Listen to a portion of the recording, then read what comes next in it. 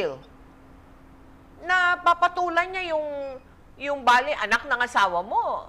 Wala. Dumedma ako, Tita Mel. Deadma mo rin. Kasi nakita ko na naging masaya yung tatay ko eh. Oho. Ilang taon ko nakita yung tatay ko na laging lasing, laging malungkot, Okay. yung nagsasalitang mag-isa. So yun naging miserable yung buhay niya. So yung parang dumating yung Alma, nabago ang lahat. Iho, umupo ka lang nang maumpisa na natin ang kasal. Ha? Ay, Judge, hindi po siya. Hindi siya yung maging asawa ko. Amain ko po siya. Judge, ako po ang ikakasal. Ikakasal po ako sa anak ng manugang ko. Teka, ang gulo ha. Paano ko ito ikakasal sa halos apo mo na lang? Wait lang, Judge. Wait lang, cutie, Judge. Alam mo, Judge, kung i-storya pa namin yung love story namin buong pamilya, abutin tayo ng Pasko eh. Okay ba? Basta yun lang yun. Kasal niyo kami. Kaya nga, basta wala. Pisahan na natin. Teka lang. Ano nangyayari dito? Ay, bakit ka nandito? Ha?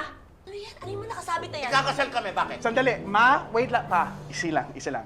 Ma, eto kasi si Papa, gustong asawahin yung asawa ng anak ng asawa niya. Teka, pati ako nalito na rin ha. Basta, Ma, isipin nyo na lang, exchange gift si Papa and Jessica sa amin, okay? So, asaya-saya, no? Ano nangyayari to? Ay, teka muna. Tama ang pagdating mo rito, Mama. Kasi wala sila mga witness sa kasal. Baka naman gusto mong magninang. Oo. Di ba maganda yun? Biro mo, binana kita, tapos kumari pa tayo. Teka, hindi yata maganda yun, ha? Sandali. Judge, pwede ituloy natin ang kasal?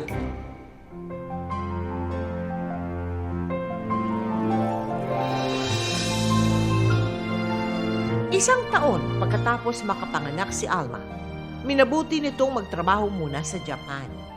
Sinuwerte naman at naging matagumpay siyang entertainer doon.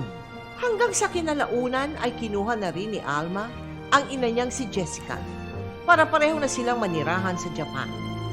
Pero may plano pala ito na ikasasakit ng kalooban ni Don.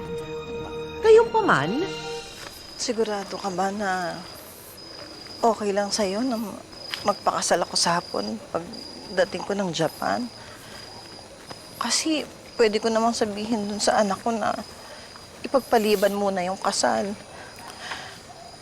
Sa dami-dami ng ginawa mong tulong sa aming mag-ina, iiwan pa kita. Alam mo, love kita. Totoong minahal kita. Kaya, nilalet go kita para maging maayos yung buhay mo. Alam mo, totoo rin yung sinabi ko sa'yo noon.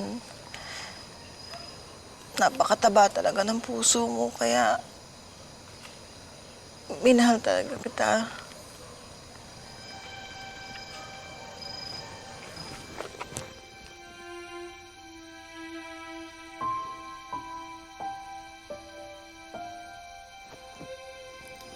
Friends? Baby girl? Friends. Friends. Pero pwede bang friends with benefits? Sige na, Day. Ano ka ba? Pagdating mo ng Japan, maraming hapon na mahuhumaling sa ito. Oh. Sana nga. Uy, hayaan mo. Kung sakasakali, papupuntahin kita doon. At sabay tayong manlalalaki. Bet mo yun. Bet ka yun, malalala. Iba. Ay.